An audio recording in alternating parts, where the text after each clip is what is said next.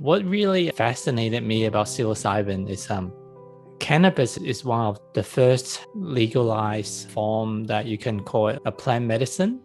There are many plant medicine, even a cucumber, you can call it plant medicine. Chinese has been using a lot of herbs and different things to heal themselves. So there's a lot of plant medicine, but especially once is giving you kind of like psychedelic effect and take you to other dimensions. So psilocybin looks like it's one of the next one on the list, especially in US. I think it's Oregon or somewhere. I forgot exactly where, but it's looking to already being like legalized. And some fascinating research from Johns Hopkins University, NYU, and just proving that people with PTSD that may have been on antidepressant for years or for 15 plus years and associated like depression or other issues, but after treatment of psilocybin, how effective it has been. A lot of the times that, especially when it comes to dosage, there's 4 categories that I guess I'll classify based on the mainstream types of classification: low dose, medium dose, high dose, and heroic dose. Especially on the higher dose, it seems to have a more lasting effect. On the low dose, it seems to be like a pleasant trip, a nice experience, but it's not as transformative. It's not as ego dissolving experiences. Apparently, a lot of people in Silicon Valley takes it microdose, whether it's LSD or psilocybin. Apparently, it gives you like creativity. I haven't fully experienced that myself to know that whether it is true from my perspective. But what I do know is that after a high dose, or even a heroic dose, or even possibly a medium dose, after that, maybe a week later or somewhat recent times after, if you have a micro dose, then it can possibly, it's almost like if you got drunk the night before and then you drink a sip of red wine, it can bring up that memory of that alcohol content within you. So similarly, the micro dose, and it might not need a lot for you to bring up that sensation of what it feels like. So that's been interesting. Another research has been done in Canada, showing people that are terminally ill and possibly about to pass to the other side. They give it to those people to face their fear of death. And a lot of them, after having the treatment, they have minimal or no fear of death anymore. And I'll reveal why from my own personal experience after as well. So those are the type of like research that really drawn me to psilocybin. And the last thing I haven't mentioned yet is of the various form of plant medicine, psilocybin is one of the most accessible and scalable, which means that it's around the world. You don't have to be like in the Amazon forest to nurture this particular plant or fungi. And there's different indigenous cultures using various plant medicine. As an example, peyote is a cactus. It takes a long time to grow, and people are advocating it's only reserved for indigenous use because it's so scared right now. It's almost like if it's open up to the world, it'll be extinct in a second and it's gone. Whereas psilocybin you can scale it pretty easily. So in terms of mass usage to raise consciousness, this could be one of the plants that can give you that.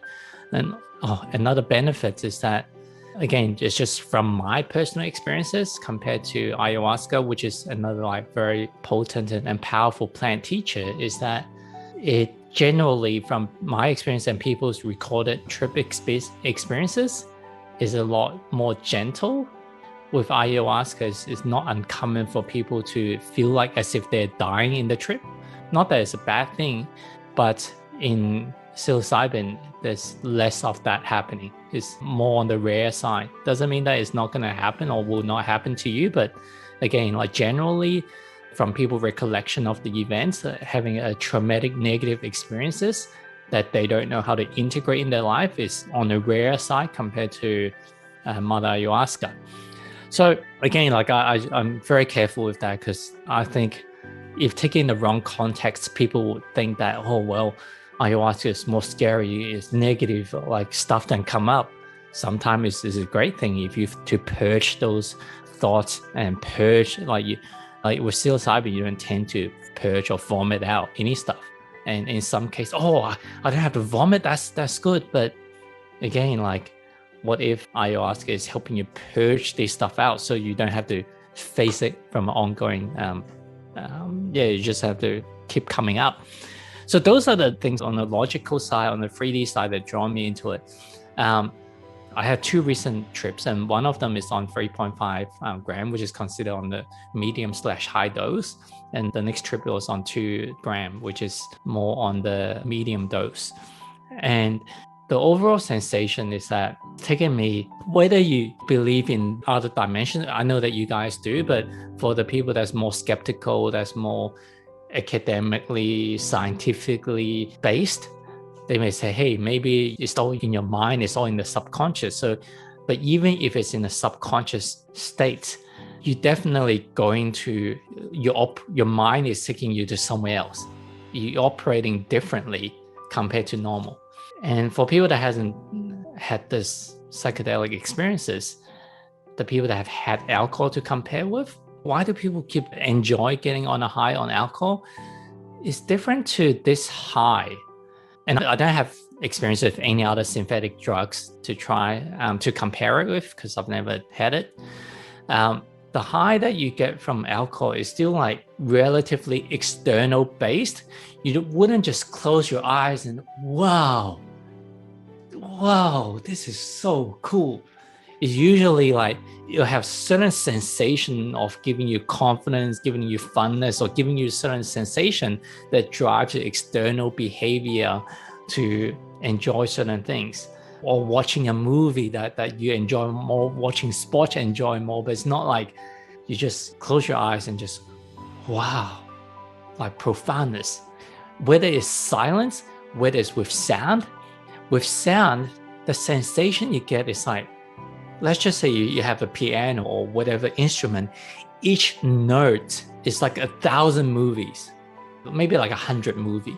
Like, it's wow, the feeling is like magnified, each tone. And you can describe visual, but each experience, each note is different, but yet it's so creative in the way. And it's not just the visual and the sound, it's the feelings and the whole experience that encompass from each note or each silence. And so that's why very often when you're in that experience, like time, it's hard to gauge how much time has actually disappeared when one note is stretched to like such a long time. I remember my wife waking me up because one of my guests just came for a visit. It's never just came for a visit, but it came at like the 4 hours mark. It felt like just 1 hour had passed. And when I first woke up, I said, wow, like your friend is here. The room is so bright. It's almost like my wife is angelic like. It's so bright and it's like lights around her. But it's like, what? It's been 4 hours already?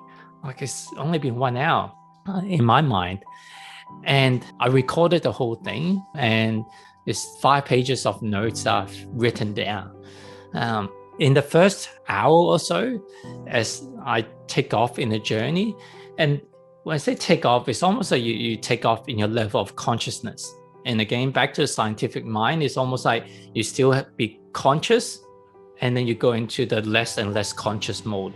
From a dimensional perspective, it's like, well, you go into higher dimension, and it's further and further away from the 3D to comprehend what's going on. So in the first hour, when I was narrating my experiences to myself, I could still largely comprehend, like I'm talking to you right now, like what is going on is very logical, it's very normal. As I get higher and higher in the level of dimensions, or less and less conscious, it will start to talk really fast or really slow, because this is recording to myself. So I don't need to put on an acting voice for anyone else. So it's not like why would I suddenly talk fast? Why would I suddenly talk slow? And the stuff that it's saying is just so random that you definitely know it's not your conscious mind just narrating certain story. A lot of the times what it feels like during the experience, as I was trying to teach, I don't know what the next word is going to be. I don't know what is going to unfold. I don't know what the pace is going to be unfold. I don't know the overall lesson, what is going to unfold, but each part is just unfold within itself. It just suddenly just unfold. It's just beautiful. Like numerous times throughout the whole 3.5, 4 hours that I recorded, it's just so many times you say, it's so beautiful, it's so beautiful, it's so beautiful. I guess from that, like one of the overwhelming consistent senses is that there is more to creation. And regardless of whether you think that this is the only world and yet it's the subconscious mind that's at play, or we have gone interdimensional, there is more. There is more to this level of consciousness. And this other level of consciousness, from my own experiences and from most of the people that have recorded the experiences, is just so beautiful compared to what we are experiencing here. Then the question comes to, so why should we persist to being here? What got me to wanting to come back? It was my family, and you can call that grounded. They ground me. Do they give me frustration? Hell yes. A lot of my current challenges I'm facing each day, is it because of them? Hell yes. On the surface, it seems like it's them. But the interesting thing about them and this 3D reality is, yes, I can feel this wholeness, that like I'm the creator, I can experience this beautiful, beautiful, beautiful experience and sensations. But if there isn't this separateness, because we always talk about, let's move back into oneness, as if oneness is the better of the separateness. But without the separateness, there wouldn't be any of the family members that I treasure and yearn to spend more time with. There wouldn't be the West Tigers, the terrible football team that's been going around and haven't been performing well. There wouldn't be coffee for us to drink. There wouldn't be any of the stuff that we see if there's no separateness. So if we do go way up there, what if like, hey, let's transcend and awaken, and like, hey, I'm enlightened, I go to the other side and it's so beautiful. A part of us yearns for this separateness. A part of us wants all of this. If we don't want from a soul level, we wouldn't be here. All of us volunteer to be here from a soul level. From a God creation level, well, we created this reality. If we didn't create it, it wouldn't exist. And so along the lessons of what we've shared about like manifesting, what is your current reality? If you want to change it, you can. What is keeping you from changing it is you're holding it on so tight, believing that it can't be changed, believing that it may take a long time to change. And it's holding on, and it's holding on, it's holding on. And then you may say that, okay, let me do positive thinking, manifestation, affirmation, and meditation, and all this stuff. After 2 weeks of consistently doing it, nothing has changed. If anything, my health, my finance, my relationship have gone backwards. And further reinforce holding tight, say, no, it's not, it doesn't work, it doesn't change us that quickly. But it's holding on that it doesn't change. What if you absolutely know that whatever is happening, like you are the creator, and whether it happen instantly or whether it takes a month or whether it takes a year for it to happen, everything is already happening under the surface. You're already moving into that trajectory. And part of my learnings from that is, okay, what about all the people that needs to be helped to, like, especially during the first lesson when I was still recording it, who am I teaching? Because if we all want, like, because remember, I was way up there on a higher dose on another level where everything is like seemingly is S1 and all there is consciousness. Well, I need to teach the lessons, like, and keep recording. Who are you teaching? Because it's all you.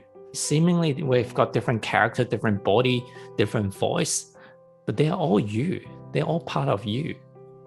If we think about it, in this world, that in our life, what is it really that we need to do? Oh, I need to work, yeah.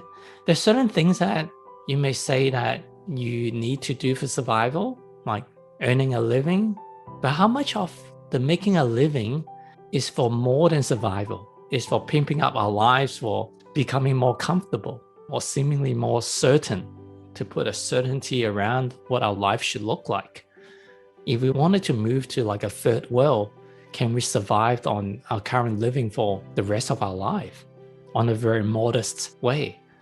And not saying that we shouldn't work, as in we shouldn't contribute towards our own life experience.